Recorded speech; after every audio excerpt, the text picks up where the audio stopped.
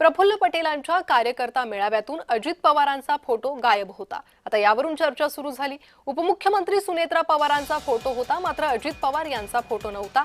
गोंदिया येथील बॅनरवर प्रफुल्ल पटेलांनी बोलणं टाळलंय। गोंदिया येथील तिरोडा शहरामध्ये राष्ट्रवादी काँग्रेसचे नेते प्रफुल्ल पटेल यांची कार्यकर्ता आणि पदाधिकारी यांच्यासोबत मेळावा होता। या सभेमध्ये फलक लावण्यात आला होता। या फलकावर अजित पवारांचा फोटो नव्हता।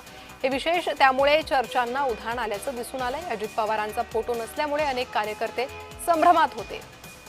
विशेष म्हणजे या फलकावर उपमुख्यमंत्री सुनेत्रा पवार यांचा फोटो लावलेला होता, अजित पवार यांचा फोटो नव्हता। तर यावरून आता राजकीय प्रतिक्रिया देखील समोर येऊ लागलेल्या आहे। मात्र प्रफुल्ल पटेलांना या संदर्भातला प्रश्न विचारला असता त्यांनी यावर बोलणं टाळलंय। प्रेम करणारा वर्ग हा मोठ्या प्रमाणात महाराष्ट्रात आहे। आता एखाद्या बॅनरवर तसे फोटो नसतील याचा अर्थ दादा मनातून गेले असं होत नाही।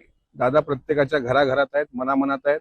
18 पगड जातीच्या मनात दादा आहेत। त्यामुळे कोणी फोटो टाकले असतील नसतील ह्याला महत्त्वाचं, शेवटी ते बॅनरवर फोटो टाकले तर ते बॅनर खतावरच जाईल, पण माणसाचं मन थोडी खतावर जाणार आहे। त्यामुळे तुम्ही फोटो टाकले का नाही टाकले त्यांना फरक पडत नाही। पण माझी विनंती आहे की दादांना मानणाऱ्या वर्ग इथून पुढे दुखावणार नाही याची काळजी प्रत्येक कार्यकर्त्यांनी घ्यावी आणि अजितदादांचा योग्य तो सन्मान व्हावा।